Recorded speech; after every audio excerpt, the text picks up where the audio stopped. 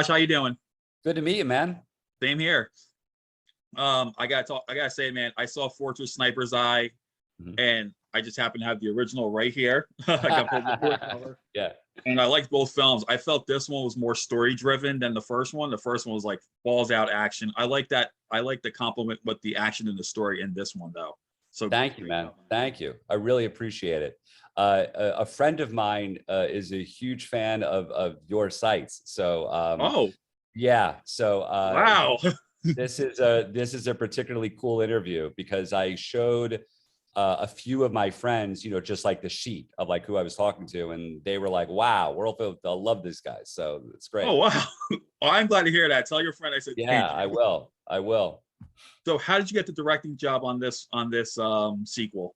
I knew I had a social, I had met one of the executive producers named Sean Sangani, whose film SSS Entertainment and SSL's Film Capital does a lot of work with Emmett Furla, does a lot of work with the producers. Mhm. And he knew that I wanted to do like an action movie. And I know him in a social way. And he knows some of my earlier work. And so this script, because they had a very accelerated schedule, they were looking for a director that could work very quickly. And Sean knew that that was my background from indie world.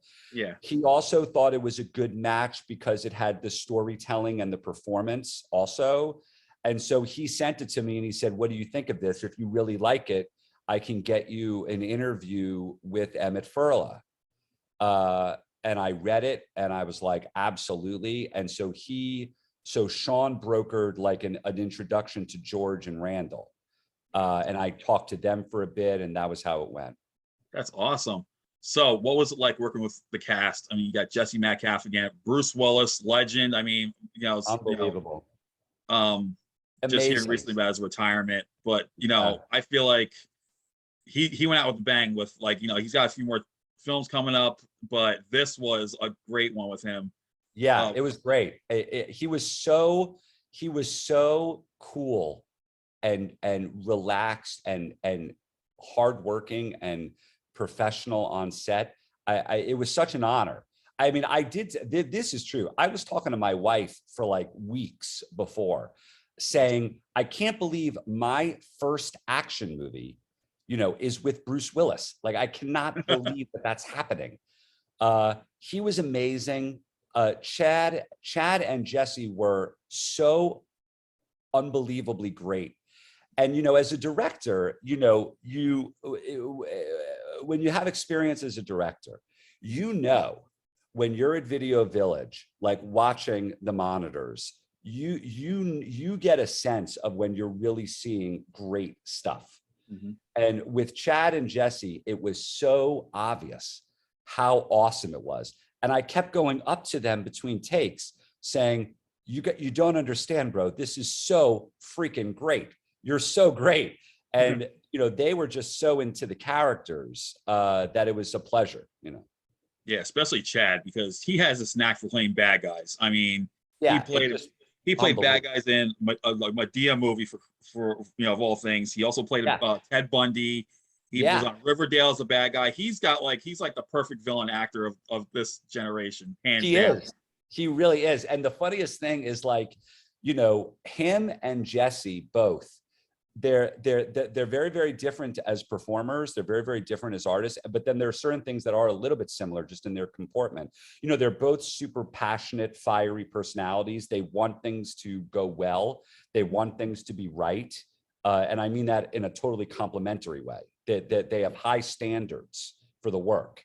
But Chad is just like, he's just so, when he's off, he's so easygoing. In other words, like when you're between scenes, but the dude is always working.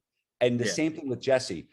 These guys are always working. They're always sort of milling around set and looking at stuff and asking me questions. How are we going to do this? How are we going to do that? They're very, very interested in the filmmaking. And that was a huge pleasure, Yeah, that's awesome. And you mentioned this was your first action film, which is why I could see now that this was more story driven than the first one, because James Cullen Bressick made it more of a ballsy action thriller which was great. Story.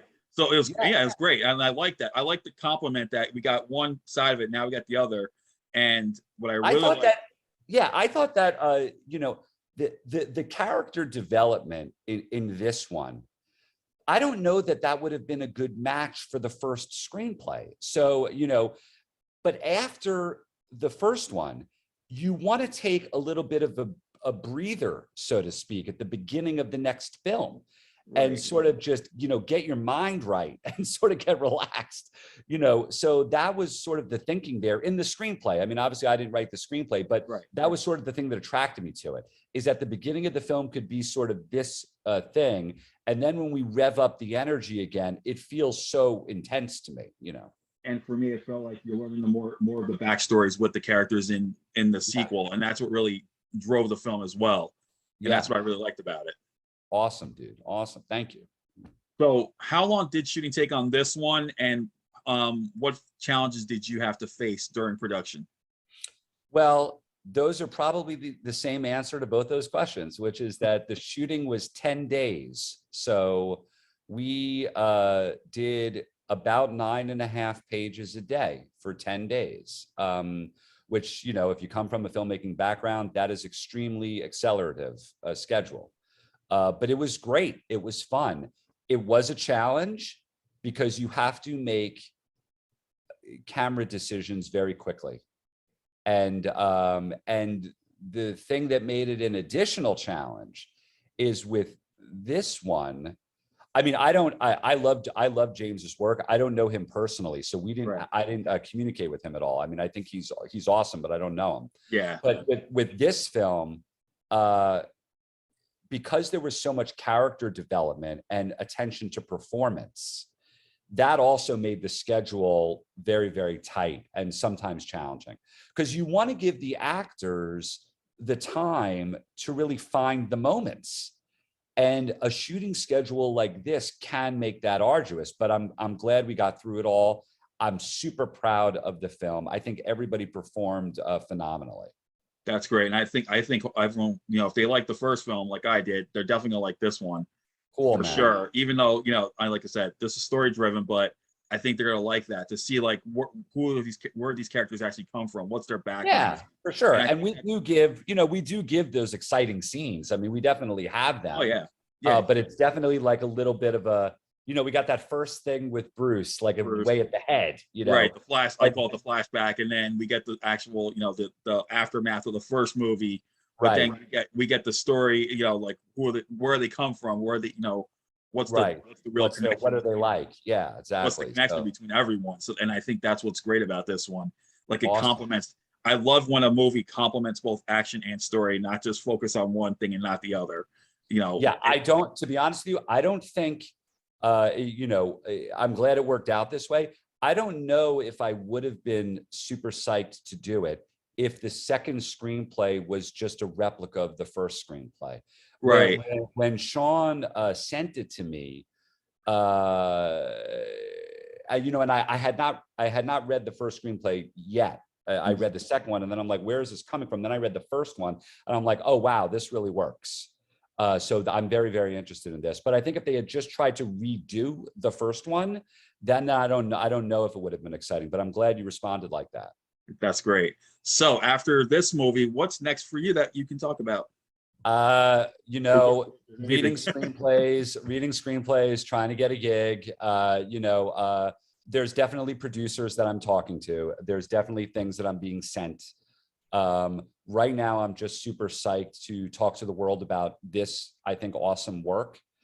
And I would love to, but in terms of next for genre, like me as a director, like I would love to do another action movie. Like I would really want to explore that even more. That, you know, it was so much fun. It was so much, it was amazing, you know. Well, and I hope like your next action film does what this one did, you know, complement the story and the action and get more of the character development, because I think that's what's important for an action film to work. You got to have that story with it, not just all the great ones, all the ones from our classic days, right? They all had both. They all had both. I mean, Christ, look at Die Hard. Look at Bruce's movies. You know, look at all that stuff. You cared about the characters all the time. that's what made him that's what made Bruce such a genius, frankly. Exactly.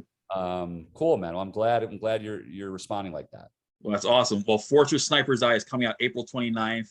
Those who love the first one will definitely want to see this one. And those who love Bruce Willis definitely want to see more of him, as, we just heard the news about his retirement. And this is going to be, a great film for fans to check out.